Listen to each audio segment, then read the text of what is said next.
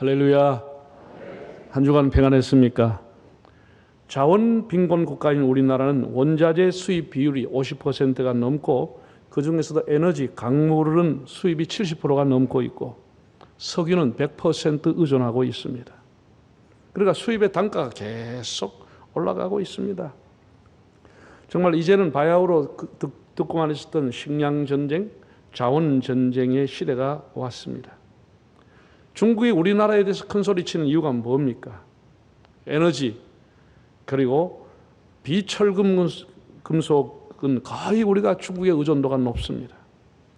사드라든지 중국과 외교 마찰이 있을 때마다 중국은 우리를 길들이게 하고 일본도 역시 우리를 길들이게 하는 겁니다. 반도체, 2차 산업, 4차 산업 이런 걸 가지고 먹고 살아가는 우리에게 수입의 다변화가 없기 때문에 굉장히 고통을 겪고 있습니다. 우리나라에 지하 자원이 전혀 없는 것은 아니지만은 우리가 그걸 채굴해 가지고 어떤 그걸 수입을 하려고 하면은 인건비가 너무 비싸기 때문에 투자하는 사람이 없습니다. 그 원자재 공급이 안 되면은 2차 산업, 반도체, 4차 산업, 제조업 전부 타격을 받고 심하면 공장이 올스톱 되는 겁니다. 여러분 지난번 작년 11월에 요소수라고 하는 대란을 우리가 겪지 않았습니까? 우리 이름도 생소한 요소수라고 하는 것이 대형 트럭, 컨테이너 이런 경유를 사용하는 큰 차들은 저감 장치를 해야 되고 발암물질을 정화시킬 수 있는 요소수가 반드시 들어가야 되고 요소수가 없으면 시동 자체가 걸리지 않습니다. 그런데 이게 중국에서 수출을 막아버렸습니다. 대란이 나버리는 거예요. 물류 대란이 나버린 거예요. 공장에서 아무리 제품 많이 만들어도 싣고 갈 사람이 없는 거예요. 차가 없는 거예요. 시동이 안 걸리는 거예요. 그러니까 그 요소수를 구하려고 가족들이 그냥 5, 6군데 주유소를 다니면서 겨우 반말을 구해오고 그 10배 이상 치솟고 난리가 나버렸습니다. 원자재가 우리가 없으니까 수입의 다변화가 되지 않고 한 나라의 특별히 의존하다 보니까 이런 난리가 나버린 겁니다. 일찍이 등소평은 중국의 참 훌륭한 지도자였습니다. 중국 사람들에게는. 그는 이런 말을 했습니다. 중동이 석유를 갖고 있지만 우리는 히토류를 갖고 있다. 이런 말을 했습니다. 전 세계 히토류의 생산량, 매장량의 한 70% 이상이 중국을 갖고 있어요. 이 히토류라고 하는 것이 은금속인데 흙이지만 금속으로 취급당합니다. 이것이 휴대폰, 하이브리드, 전기와 관계되는 것, 거의 IT에 이게 없으면 생산 자체가 안 되는 겁니다.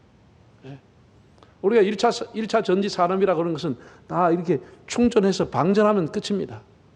더 이상 사용이 안 됩니다. 2차 전지 사업이라 그런 것은 충전이 방전이 돼도 다시 자동적으로 충전이 되는 것을 2차 산업이라 그럽니다. 2차 전지 사업, 이게 히토리가 없으면 불가능한 겁니다. 그래서 지금 자원전쟁을 하고 있는 겁니다. 그나마 우리가 과거에는 안정적인 확보가 있었기 때문에 반도체 사업이 발전해 왔는데 지금은 이제 여기에 다 눈을 뜨면서 개발국가 이런 후진국들도 이 광물이 얼마나 중요한 줄 알기 때문에 함부로 계약도 하지 않고 수출도 하지 않아요. 저는 개인적으로 이런 생각을 했습니다. 우리가 일제시대 때는 정말 목숨 걸고 감옥에 가면서 죽어가면서 애국운동했던 사람, 독립운동했던 사람이 애국자입니다. 누가 말해도 그분들이 애국자입니다. 그리고 전쟁이 나고 난 뒤에 나라를 다시 재건할 때는 중동 열사의 땅에 가고 독일의 강부로 간호사로 가고 월남의 베트남의 파병돼서 같은 군인들이 피를 흘리면서 그들이 애국자가 되어서 그들이 뻘온 달러를 가지고 나라를 경제를 일으켰습니다. 산업을 했던 사람들이 애국자들입니다.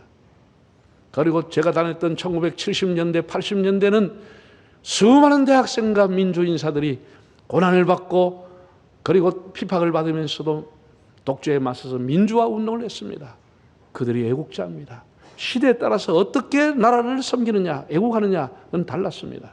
지금의 애국자는 이런 희귀한 원자재를 공급해 오는 사람, 이걸 확보하는 사람, 이런 사람이 애국자입니다. 나는 그 자원의 중요성을 보면서 우리 인생이 살아가는 인생의 원자재는 무엇일까라는 것을 생각해 보았습니다. 학생이든 청년이든 장년이든 노년이든 남자든 여자든 어떤 민족 어느 나라든지 자기의 생을 살아갈 때까지 가장 중요한 원자재 부존 자원이 무엇일까? 이런 것을 생각해 봤습니다. 그것이 일생도록 그 사람에게 안정적으로 공급받을 수 있다고 하면 그 사람은 귀하게 복되게 살아갈 겁니다. 그러나 그 일정적으로 안정되게 공급되지 않으면 그 사람은 사람의 도리를 하지 못하고 그것이 이탈하게 되는 겁니다. 우리 일생도록 우리를 잡아주고 우리를 경건하게 하나님의 사람으로 살아갈 수 있도록 원자재를 공급받을 수 있는 것이 뭘까? 여러분 다 자기의 몸을 한번 생각해 보십시오. 우리 신체 구조라고 하는 것은 머리부터 발끝까지, 여러분 사지백체 오장육부라 그래요? 이 중에서 제일 중요한 게 뭐라고 생각하세요? 예? 여러분 사람이 이렇게 수백 가지의 이 사지백체 오장육부가 있지만 가장 중요한 것은 심장입니다. 의사가 그 사람을 사망선고할 때 숨이 팔딱거리는 사람 사망선고 뭐합니다? 식물인간처럼 살아도 호흡이 붙어있는 사람은 사망선고를 못 내립니다. 심장이 멎으면 사망선고를 내리는 겁니다. 가장 중요한 게 심장입니다. 심장이 여기에 발딱발딱 뛰어야 되는 거예요. 그 다음에 사람이 중요한 게 뭐겠어요? 얼굴이 있는 이 머리라고 하는 것은 머리, 뇌라고 하는 겁니다. 모든 가치 판단, 모든 사상, 모든 것을 분별할 수 있는 것, 통찰할 수 있는 것, 머리에서 나오는 겁니다. 뇌가 중요한 것이죠. 그 다음에 이제 사지가 있습니다. 팔다리가 있습니다. 가장 중요한 게 심장인 것입니다. 우리 인생에 있어서 심장이라고 하는 것은 뭘까? 제가 한번 그림을 그려봤어요. 그림 한번 여러분 보세요. 여러분 우리 세 개의 동심원 중에 핵심은 심장입니다. 그 심장을 싸고 있는 게 뇌라고 하는 겁니다. 이거는 그 사람이 가지고 있는 우선순위와 가치를 판단할 수 있는 뇌가 있습니다. 그리고 움직이는 팔다리가 있어요. 팔다리가 없어도 얼마든지 살아갈 수 있어요. 심장만 있으면 살아가는 겁니다. 심장에 해당하는 것이 신앙심, 하나님 경외하는 것입니다. 그리고 그의 가치관, 행동에 따라서 움직이는 겁니다. 자, 그 다음 한번 그림을 한번 보겠습니다. 자, 여러분, 유대인들은 말이죠. 유대인들은 구약이 우리 가지고 있는 성경을 39권을 이렇게 정경을 시간에 따라, 시제에 따라서 분류를 했습니다. 과거, 현재, 미래라는 시제를 따라 가지고 기록한 연대순위 아니고 이렇게 기록해서 창세기부터 출애굽 이런 것을 전부 다 토라 율법이라고 했습니다. 과거. 현재는 성문서, 거룩한 문서라고 하는 거예요. 거룩한 문서를 성문서라고 하는데 이게 5가지 욥시, 잠전하, 케투빔이라 히브리어로 그렇게 말합니다. 세 번째는 미래에 관한 것인데 그 예언서, 네빔, 예언서, 이건 미래에 관한 겁니다. 그래 성문서 5가지 욥시, 잠전하 이 거룩한 문서 중에서도 지혜의 문서를 오랫동안 유대인들은 3가지를 지혜의 문서로 꼽았습니다. 하나는 욥기서, 하나는 잠언, 전도서. 이게 지혜 문서라고 그랬습니다. 왜 지혜냐? 욥기는 인생의 고난을 통해서 지혜를 준다라는 것입니다. 고난을 통해서 얻는 게 많다라는 것입니다. 잠언이라고 하는 것은 사람의 성공과 실패를 통해서 형통과 불통을 통해서 우리에게 주는 교훈이 있다. 그래서 잠언이 지혜서가 되는 겁니다. 전도서는 인생의 허무에 대한 얘기인데 인생의 허무, 인생의 연기처럼 짧은 것을 통해서 우리에게 교훈을 주고 있다. 그래서 그걸 지혜문서라 이렇게 말합니다.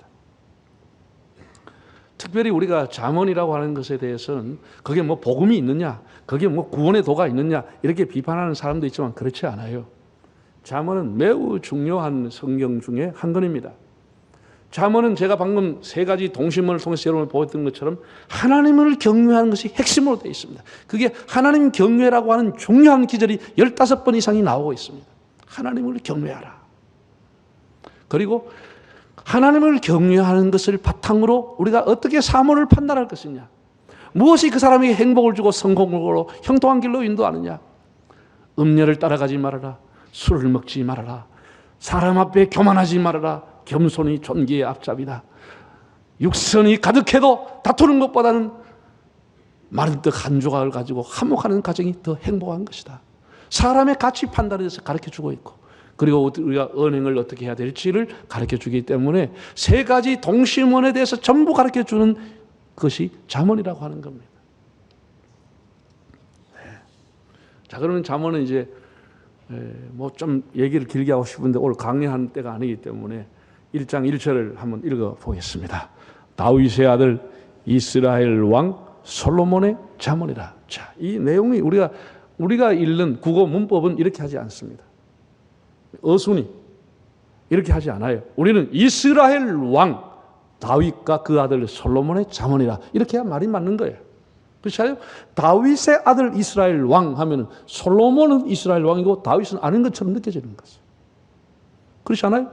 그래서 히브리 원전을 찾아봐도 히브리 원전이 똑같이 이렇게 이런 어순으로 돼 있어요. 이 의도가 뭘까?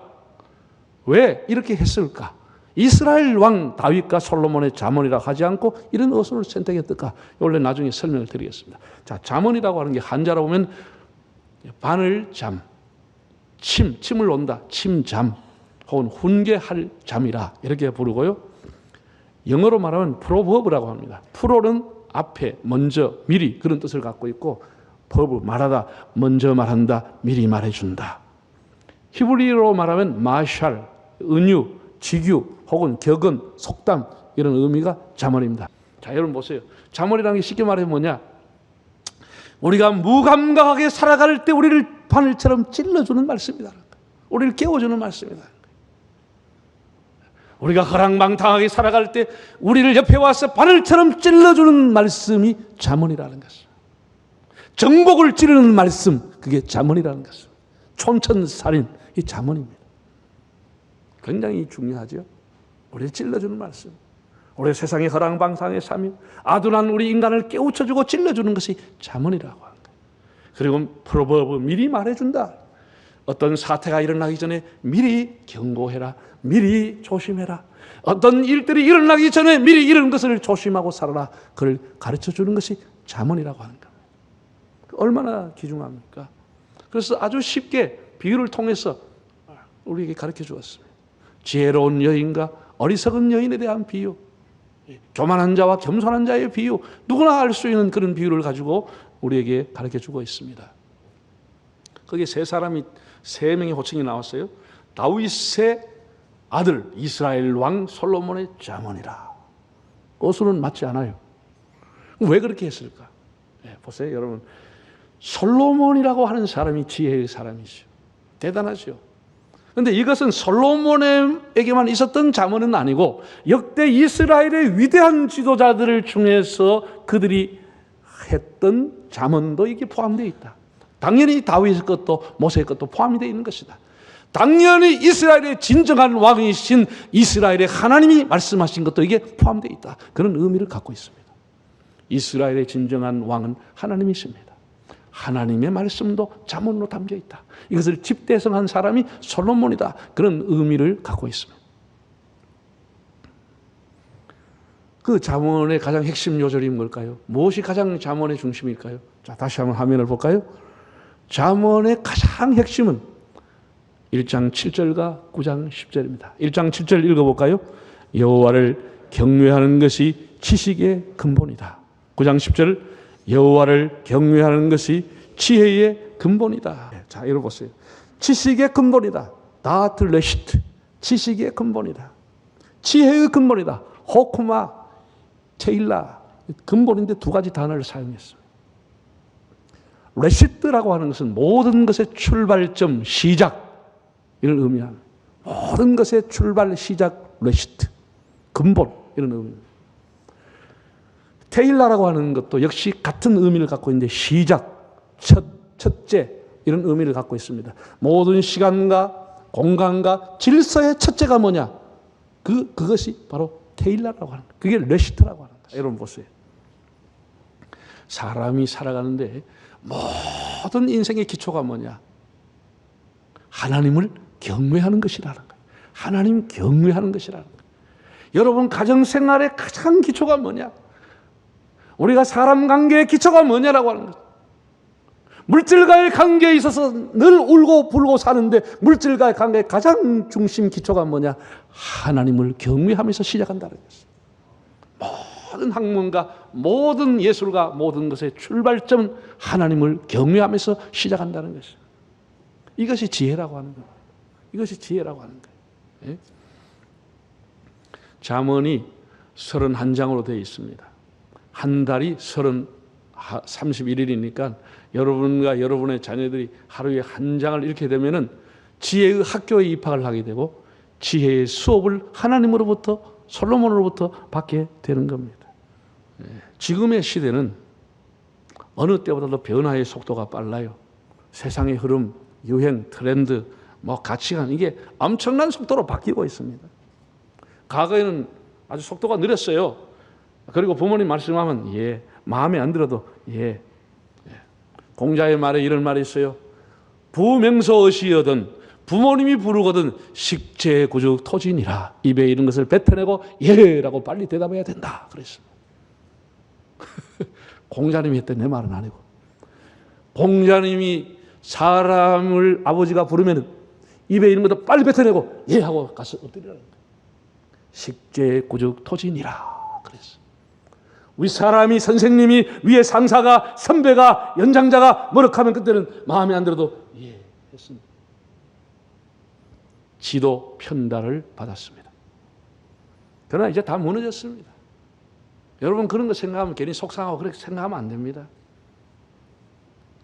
2001년도에 세계인들이 보는 앞에 미국에 상징하는 쌍둥이 빌딩 9.11 테러로 무너졌습니다. 그 9.11 테러의 빌딩이 무너지기 전에 사회의 모든 질서와 위계 질서 다 무너져 버렸습니다. 그 전에 다 무너져 버렸습니다. 학교에도 질서가 무너졌습니다. 교회도 질서가 무너졌습니다. 가정에도 질서가 무너져 버렸습니다. 무너진 빌딩 속에서, 무너진 사회의 숲 속에서 사람들은 고마운 사람도 없고 따르고 싶은 사람도 없고 존경하는 사람도 없게 돼버린 것입니다. 다 무너져 버렸습니다. 그리고 내가 제일이 되는 거예요. 내가 킹이요. 내가 메시아요. 내가 제일인 거예요. 난 말 안 듣습니다. 부모 말 안 들어요. 선생님 말씀 안 들어요. 대통령 우습게 알아요. 네가 뭔데? 다 이렇게 빌딩이 무너지기 전에 우리 사회는 위계 질서가 다 이미 무너져 버린 것이에요. 이게 우리 가장 비참한 일인 것이에요. 여러분, 동성애라고 하는 것이 유럽을 덮고 미국을 덮고 캐나다를 다 선진국을 덮었습니다. 지금 우리나라까지 들어와서 난리법석을 피우고 있습니다. 그 동성애자들이 모여 축제를 하고 있습니다. 여러분 과거에는 부끄러워서 말 못했습니다. 본인도 말 못하고 그 부모가 안 들 말도 못하고 살았습니다. 지금은 그것이 개인의 권리다라는 거예요. 개인의 자유라고 하는 거예요. 지금은 개성이라고 하는 거예요. 왜 개인의 자유를 이렇게 그냥 두느냐? 법제화 시켜달라, 양성화 시켜달라 계속하고 교회는 계속 반대하고 있는 거예요. 교회 안에는 벌써 끝나버렸습니다. 그거. 이게 포스트 모더니즘이라고 하는 시대 흐름의 사조의 특징입니다. 제가 전에도 말씀드렸죠. 포스트 모더니즘의 특징은 해체입니다. 저항입니다. 지나간 세월의 이성주의, 합리주의에 대한 반발입니다.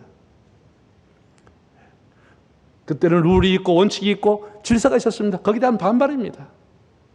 왜 사람이 그런 틀 아래 살아야 되느냐? 사람의 감정이 다르고 지식이 다르고 다 자기 IQ가 다른데 왜 그런 틀 속에 나를 가두려고 하느냐? 나는 그 싫다. 이게 이제 포스트 모더니즘의 특징입니다. 다 해체입니다. 필요 없다. 질서 필요 없다는 거예요. 그래서 모든 것이 재해석이 되고 있는 겁니다. 재해석이 되는 겁니다. 과거에는 악하고 과거에는 게으르고 과거에는 부정적인데 지금은 다 재해석이 돼가 선이 되고 있는 겁니다. 여러분 흥부와 놀부전 다 재해석이 됐습니다. 흥부처럼 살아가 되겠느냐? 자식을 그래 많이 낳아가지고 어떻게 먹고 살겠느냐? 경제관념도 없고 그래가지고 집구석 망하는 게 다 재해석이 되는 거예요. 여러분 어떻게 생각하세요? 그게 오늘 사조예요. 건선징악 다 사라졌어요. 예. 다 자기가 하는 것이 다 옳은 거예요. 이런 흐름 속에 동성애가 나오는 겁니다. 전에는 나빴습니다. 전에는 비윤리적이었습니다. 전에는 말을 못했습니다. 전에는 부끄러웠습니다. 지금은 다 룰이 무너져 버렸어요. 지금은 개성입니다. 다양성을 존중하는 시대입니다. 개인의 권리입니다. 자기 결정권입니다. 부모가 성을 결정하는 것이 아니고 장성한 사람이 자기가 자기 성을 결정할 수 있다. 그래서 제3의 성을 만들자는 운동이 일어나는 것입니다. 네, 여러분 잘 들으세요. 저는 우리나라의 종교가 5대 종교라고 봅니다. 기독교, 불교, 천주교 이 종교 외에 2가지 종교가 있는데 하나는 교육, 하나는 부동산, 이 2가지가 종교입니다. 이 5가지 종교 중에 최고로 힘센 종교가 교육이라고 봅니다. 어린아이 낳으면 그때부터 애를 계속해서 뭐든지 시키려고 하고 뭐든지 보내려고 하고 이래가지고 뭐든지 막 교육이 가히 종교 이상입니다. 그럼 여러분이 그렇게 애써서 공부를 했습니다. 그렇게 노력하고 수고해가지고 공부했습니다. 그 아이가 어떻게 살아고 어떻게 살까요? 이런 트렌드와 이 세상의 사조 속에 그냥 들어가 버리는 것입니다. 그냥 덮쳐버리는 것입니다. 우리가 하나님을 경외한다고 하는 핵심 신앙을 갖고 있지 않으면 다 무너져 버리고 마는 것입니다. 전부가 한순간에 다 날아가 버리고 마는 것입니다. 한순간에 가정이 다 깨져버린 것입니다. 네. 교육이 신앙이 되어 있고 부동산이 신앙이 되어 있습니다. 그래서 어디 가면 뭐 또 비싸더라 싸더라 이래가지고 돌아다닙니다.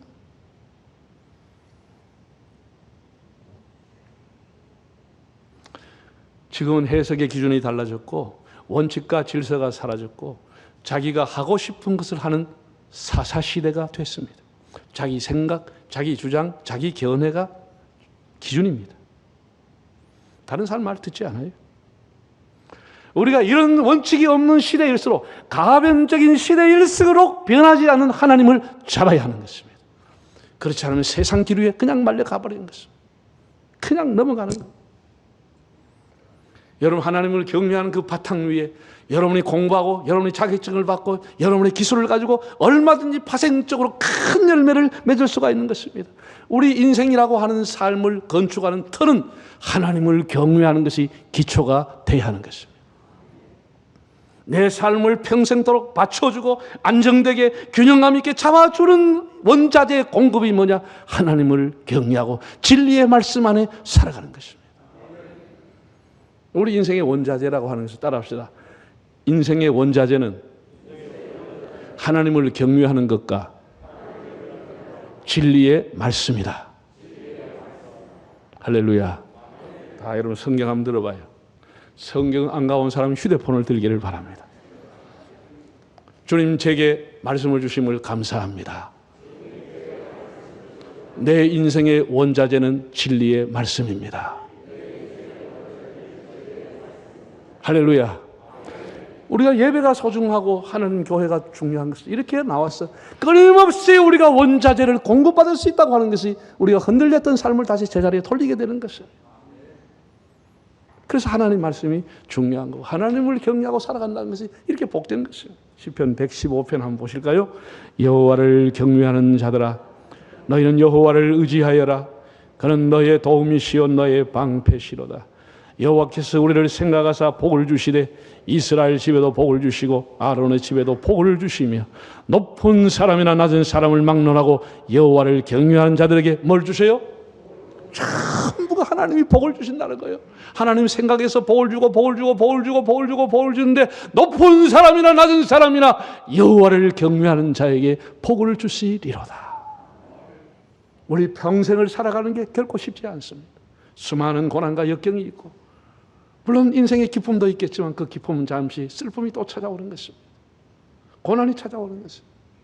우리 인생에 이렇게 굴곡이 많은 세상을 끊임없이 공급받을 수 있고 우리 삶을 잡아주는 게 하나님의 말씀과 여호와를 경외하는 것이라고 하는 사실을 깊이 깨닫고 주님 안에 살아가는 여러분의 삶이 되시기를 바랍니다.